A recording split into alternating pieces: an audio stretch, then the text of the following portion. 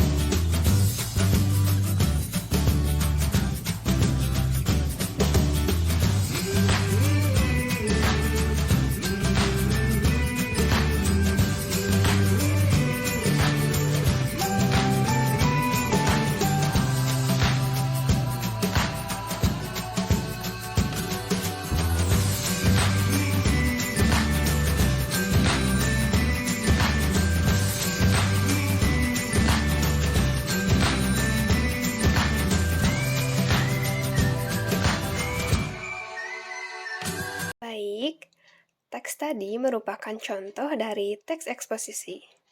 Lalu sebenarnya apa sih itu teks eksposisi? Teks eksposisi adalah sebuah bentuk teks atau tulisan yang memuat tentang informasi maupun pengetahuan.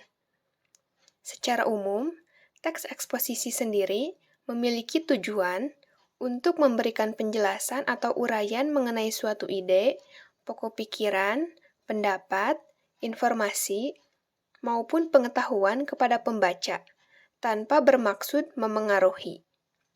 Hal ini yang membuat tujuan teks eksposisi adalah memberitahukan informasi atau pengetahuan berdasarkan fakta sesuai dengan sudut pandangan tertentu.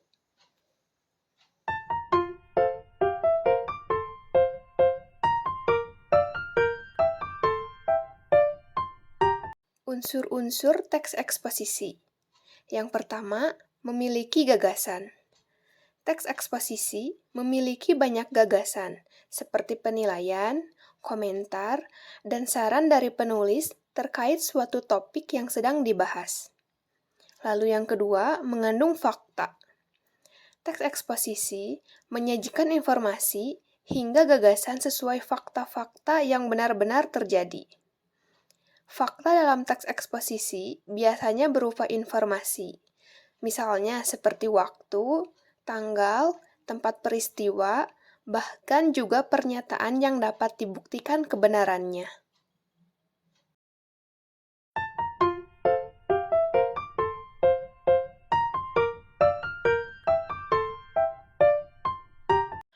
Pola umum ke khusus. Pola pengembangan dari umum ke khusus ini dapat disebut juga dengan bentuk paragraf deduktif.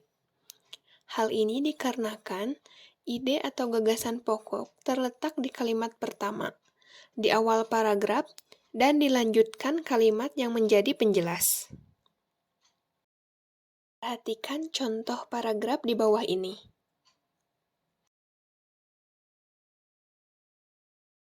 Pada awal paragraf tersebut, terdapat gagasan pokok yang bersifat umum.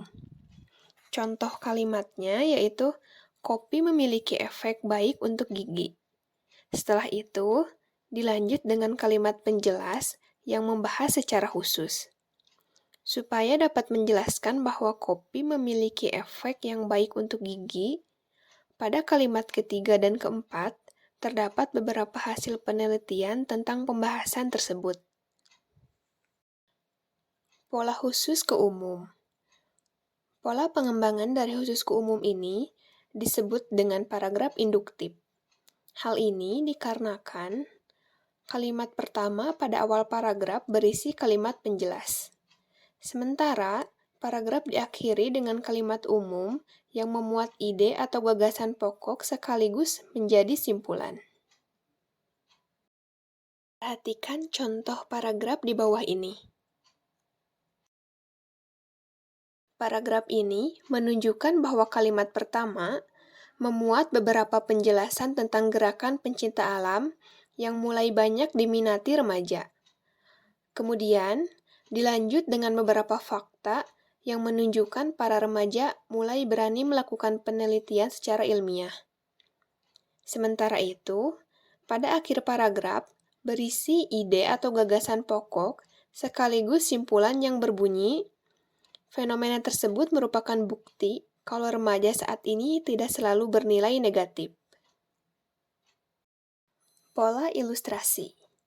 Dengan menggunakan pola ini, maka kalimat pertama di awal paragraf memuat gagasan utama. Kemudian, kalimat berikutnya berisi beberapa ilustrasi yang dapat mendukung gagasan utama tersebut. Ilustrasi yang disajikan biasanya merupakan data atau informasi penguat berdasarkan hasil pengamatan atau pengalaman dari penulis. Hal ini dilakukan agar memperkuat gagasan yang disampaikan. Perhatikan contoh paragraf di bawah ini. Pada paragraf tersebut, dapat dilihat bahwa gagasan utamanya yaitu olahraga merupakan kegiatan yang dapat menyehatkan badan. Setelah itu, kalimat berikutnya akan memberikan ilustrasi berupa contoh bahwa olahraga renang yang dapat menyehatkan paru-paru dalam bernapas. Pola perbandingan. Pola ini menjadikan setiap kalimat di paragraf sebagai penjelas. Hal ini bertujuan untuk memperkuat gagasan yang disajikan untuk lebih meyakinkan pembaca. Gagasan yang disampaikan biasanya adalah benda, keadaan, atau sesuatu yang memiliki persamaan atau perbedaan. Perhatikan contoh paragraf di bawah ini. Pada paragraf tersebut, sejak kalimat pertama sudah berisi perbandingan antara kandungan protein susu kedelai dengan susu sapi. Pada kalimat berikutnya, perbandingan diperkuat dengan sebuah data yang menunjukkan bahwa kandungan susu kedelai jauh lebih kecil daripada susu sapi.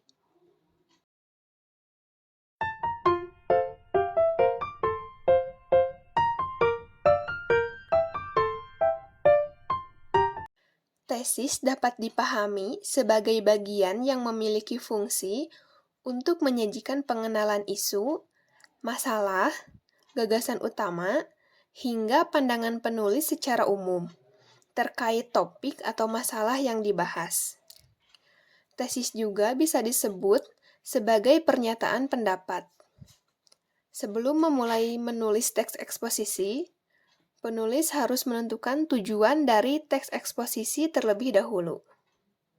Rangkaian argumentasi dapat dipahami sebagai pendapat berupa alasan yang logis, informasi sesuai hasil temuan, fakta yang terjadi, hingga pernyataan para ahli. Setelah penulis menyampaikan isu atau masalah dan sudah didukung oleh berbagai alasan atau pendapat yang sesuai fakta, berikutnya akan disajikan penutup atau simpulan.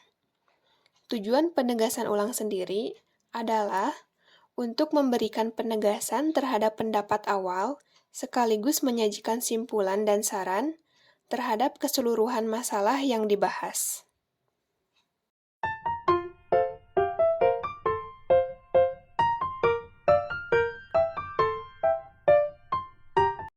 Kaidah kebahasaan teks eksposisi. Yang pertama, kata-kata teknis. Teks eksposisi biasanya memakai kata-kata teknis atau peristilahan terkait suatu topik atau masalah yang dibahas. Misalnya seperti sektor kehutanan, penebangan liar, hutan lindung, kehutanan masyarakat, ekowisata, dan lain sebagainya. Lalu yang kedua, menggunakan kata-kata yang berkaitan dengan argumentasi. Misalnya seperti kata jika, karena, sebab, akibatnya, dengan demikian, oleh karena itu. Lalu yang ketiga, menggunakan kata-kata yang berhubungan dengan kronologis. Teks eksposisi biasanya memakai kata-kata yang menyatakan hubungan kronologis atau istilah yang menyatakan keterangan waktu.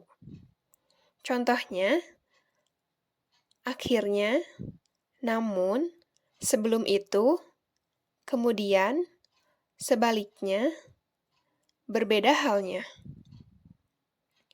Lalu yang keempat, menggunakan kata kerja mental. Teks eksposisi biasanya memakai kata kerja mental yang digunakan untuk menggambarkan jiwa. Contohnya, menyimpulkan, memperkirakan, mengharapkan, memprihatinkan, mengagumkan, menyedihkan, dan lain sebagainya. Lalu yang kelima, menggunakan kata-kata rujukan. Teks eksposisi banyak memakai kata-kata rujukan untuk menghubungkan suatu informasi atau pendapat seseorang. Misalnya, seperti berdasarkan data dan merujuk pada pendapat. Lalu yang keenam, menggunakan kata-kata persuasif. Teks eksposisi biasanya memakai kata-kata persuasif untuk mengajak atau mempengaruhi lawan tutur. Kata yang biasanya digunakan untuk melakukan persuasi yaitu sebaiknya, diharapkan, perlu, hendaklah, serta harus. Lalu yang terakhir, menggunakan kata-kata denotatif. Teks eksposisi juga banyak memakai kata-kata denotatif untuk menjelaskan sesuatu agar lebih jelas. Denotatif sendiri bisa dipahami sebagai kata yang memiliki makna sebenarnya. Kata denotatif adalah kata yang belum mengalami perubahan maupun penambahan makna.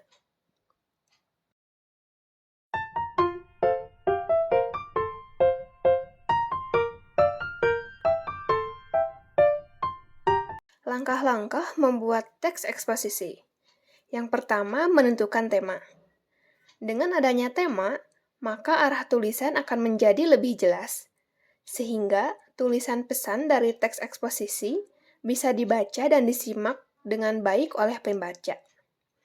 Yang kedua, mengumpulkan sumber untuk bahan tulisan. Kumpulan sumber biasanya berasal dari buku atau artikel yang bisa ditemukan di internet. Lalu yang ketiga, membuat kerangka tulisan.